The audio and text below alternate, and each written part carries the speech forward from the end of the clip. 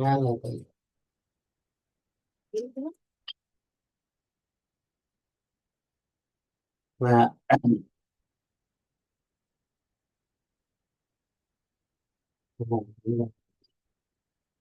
katanya yang baca. Orang itu kita yang kepada kami. Ya, kita lanjut ya. Terus, Anan. Anan. Ya. Apa ya?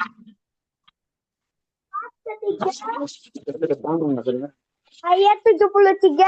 Dan janganlah kamu percaya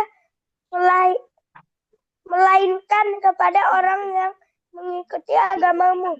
Katakanlah sesungguhnya petunjuk yang harus diikuti ialah petunjuk Allah, dan janganlah kamu percaya bahwa akan diberikan kepada orang seperti apa yang diberikan kepadamu, dan jangan pula percaya bahwa mereka mengalahkan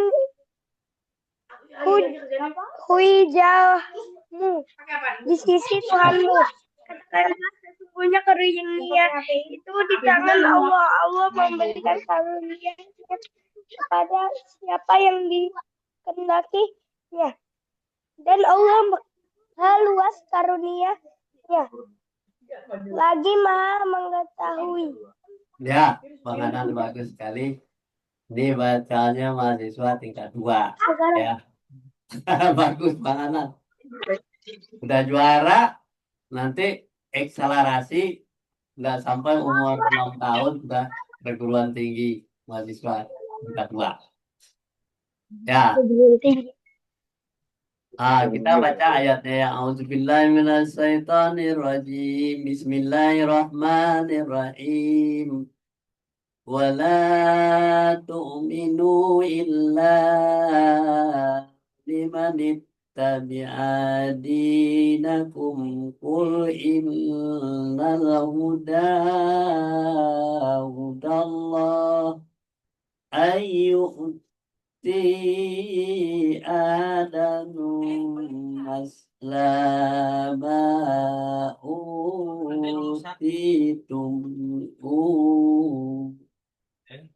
yuhajukum ila rabbikum qul innal fadli biyadillahi yu'ti man yasha wallahu wasi'un alim. Kata Bang Anan tadi, dan janganlah kamu percaya melainkan kepada orang yang mengikuti agamamu. Ya, jangan percaya. Melainkan kamu jangan percaya kepada agama Nasrani dan Yahudi yang tadi. Kecuali tidak mengikuti agamamu. Karena percaya hanya mengikuti agama Allah. Aturannya adalah Al-Quran. Jangan percaya kepada Zainuddin Umar, walaupun dia menteri agama, agamanya Islam, tetapi dia merayakan anak Tuhan, dengan percaya gitu. Sesungguhnya petunjuk yang lurus diikuti ialah petunjuk Allah. Kalau Al-Quran itu sudah dilanggar, ya, itu sudah keluar dari petunjuk Allah. Tuh. Kan? Apa aturannya? Enggak. Ya ayyuhal kafirun la a'budu ma ta'budu wa la antum abiduna ma a'budu wa la na'budu ma batum wa la antum abiduna ma a'budu lakum dinukum waliyadin. Tidak ada toleransi di dalam masalah keyakinan kepada Allah. Jadi kalau Nazaruddin Umar tidak yakin dia kepada surat Al-Kafirun tadi. Kenapa dia mau merayakan anak Tuhan? Itu masalahnya. Dan janganlah kamu percaya bahwa akan diberikan kepada seseorang seperti apa yang diberikan kepadamu. Jangan percaya kalau kepada orang lain. Dan jangan pula kamu percaya bahwa mereka itu akan mengalahkan hujahmu di sisi Tuhanmu. Ya, hujah itu artinya uh, keyakinanmu di dalam di sisi Tuhanmu.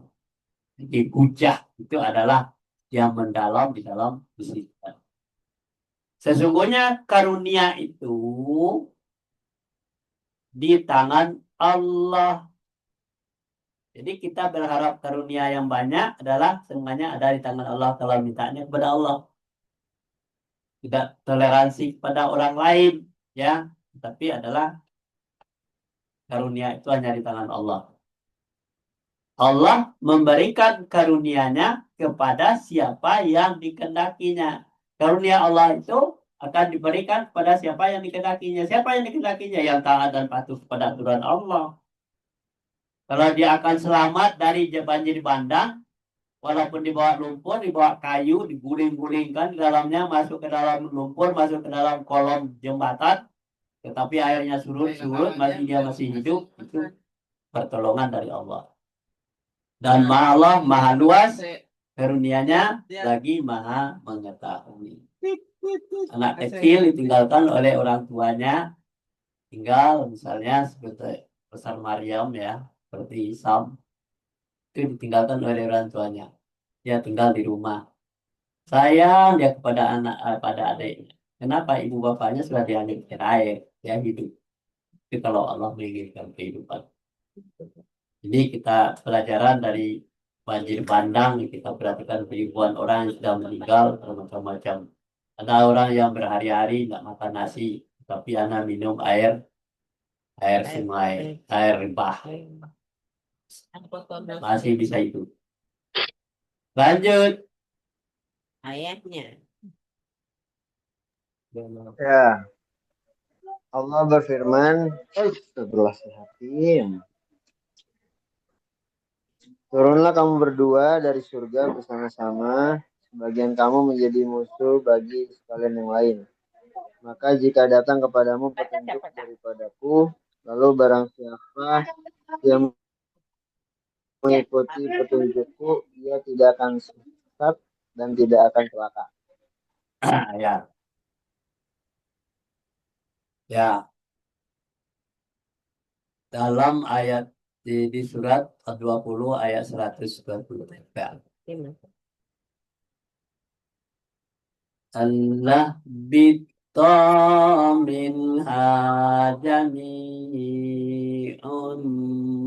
ba'dukum li ba'din adu fa imma ya'tiyallakum minni huda famanit hudaya fala yudillu wala yasqa.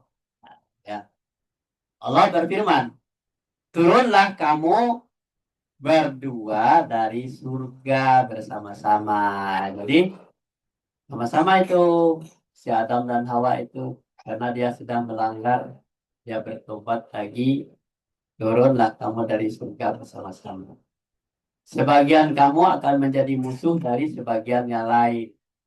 Buktinya, ya sekarang anak cucunya bermusuh-musuhan. Ya,